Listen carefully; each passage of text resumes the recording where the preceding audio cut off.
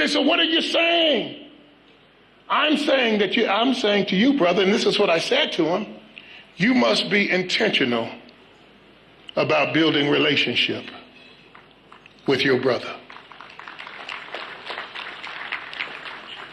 What if all of our political leaders were intentional about building relationships on the other side? What if they said, how do we go and build a relationship and love our brother and love our sister? What if we were intentional about it? Can you imagine what's going to happen here? And so as much as we want to rebuild, if we can't build relationship, it's just not going to work. I don't care how many building projects we do, if we don't rebuild relationship, if we don't rebuild trust and love and respect, and I've only seen that happen in our political circles in the United States one time, and it was back in 1992, when President Bill Clinton, a Democrat, met with the Speaker, a Republican, and they came to the conclusion that we will not speak negatively of one another in public. We will not turn our backs on one another, but we will commit to love one another. They built a relationship, and the last time in 1992 in U.S. history, we balanced the budget with the two of them. God does great things when we come together. That God is calling us, not only that we build relationships in the diaspora, but we build relationships with one another. So some of you might say, well, Rick, how does that fit me personally? What about the parent who hasn't seen their child in a long time? What if you said, hey, how do I rebuild a relationship? Or what about if you've gone through a divorce and you've not spoken to your ex? What about saying, how do I build a bridge? What about the neighbor that you don't really like? How do you begin to build relationships? What about your Gen Z? How do you build the bridge? You know, I have children. I have 5 children, 4 boys and 1 girl. What's fortunate is my 1 girl can beat up all of her brothers, but I have 5 children. And I remember last year coming to the prayer breakfast. And when my brother Earl and I got back home, we saw the Gen Z's frustration. And Earl asked, Rick, what do you think the problem is? What Gen Z is dying, and I'm talking because I have Gen Zs. They're dying to be loved. They're dying for a seat at the table. They're dying to be respected. And I won't ever forget when my boys were growing up, because sometimes as parents, we want our children to stay children all of their lives. But that's not the case with Gen Zers. Gen Zers have grown up, they've gone to college. Some of our Gen Zers are smarter than we are. I have a daughter, she's a doctor. Whenever I need advice on my health, I don't go to a hospital, I call my daughter. Whenever I want to invest my money, I don't go in and go to a bank, I call my son Caleb. When I need counseling and when I need therapy, no, I don't go to a psychologist, I go to my son Micah. Because all of my children have grown up. And they're no longer children. They're adults. And I had to learn to treat them like adults. And so when they graduated from college,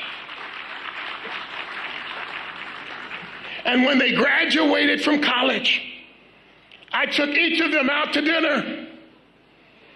And I gave them a kiss. And I said, you are now an adult. I expect you to make decisions like an adult.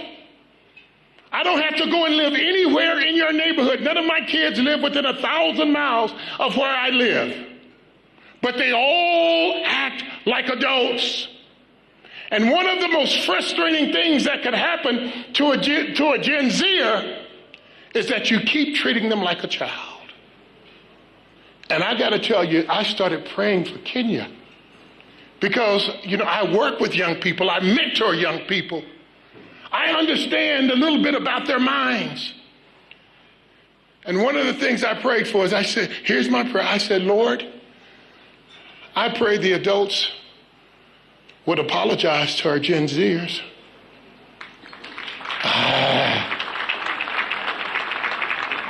I pray, see, it's like African Americans. We live in America, but a lot of times we don't feel respected.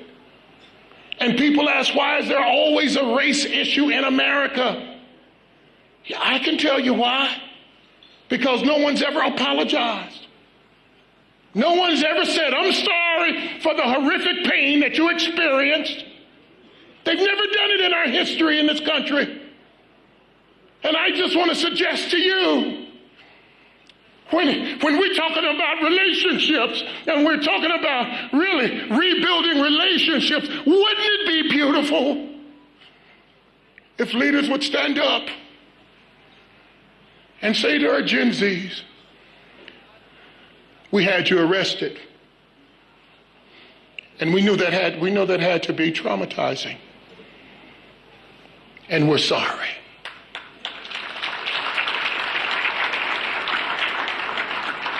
We shut down the internet, and we know that that's your primary source of communication, and we're sorry.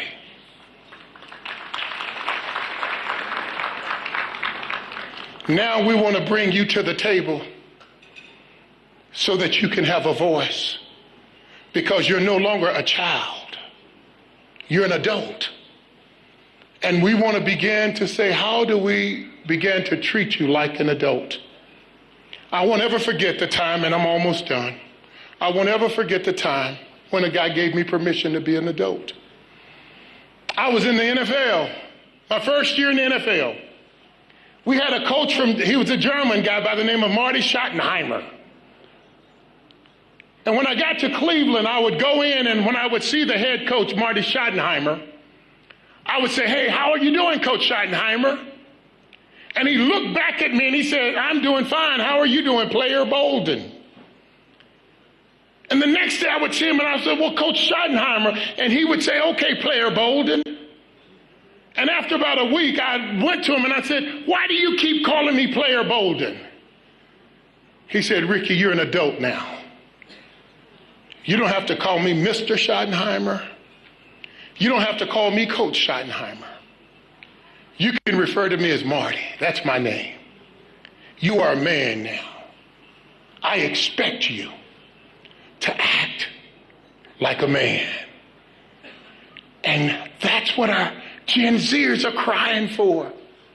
They're crying for the right to be adults, because they are. They've gone to college. They're buying their own house. They're getting married. They're adults. And I want to encourage you even here today, Kenya. I challenge you that when we start talking about rebuilding relationships, then the question is, how do we begin to rebuild the relationships with our Gen Zers? Because they love you, they care for you, they respect you, but they don't feel respected.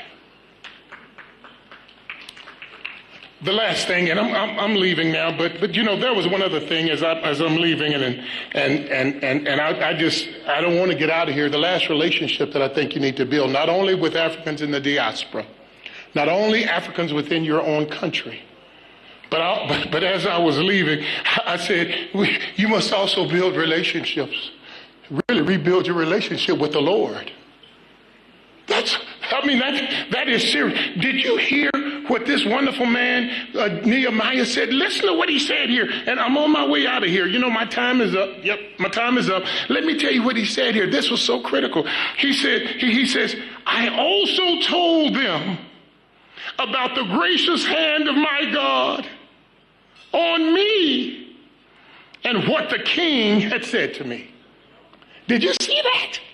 When I read that, it blew my mind. Let me tell you how I interpreted that. As I take my seat, whenever people do that, they're really not getting ready to, yes, I am going to take my seat. But listen to what Nehemiah was saying. He said, I spoke to the king, but the King of Kings had his hand on me. Oh, that's different. Because while he honored and respected the king, as you go forth, Kenya, there's a King of Kings. And what we desire more than anything is that the King of Kings places his hand on our lives. And when you have the hand of the King of Kings on your lives will be blessed, and Kenya will never be the same. God bless you. God keep you.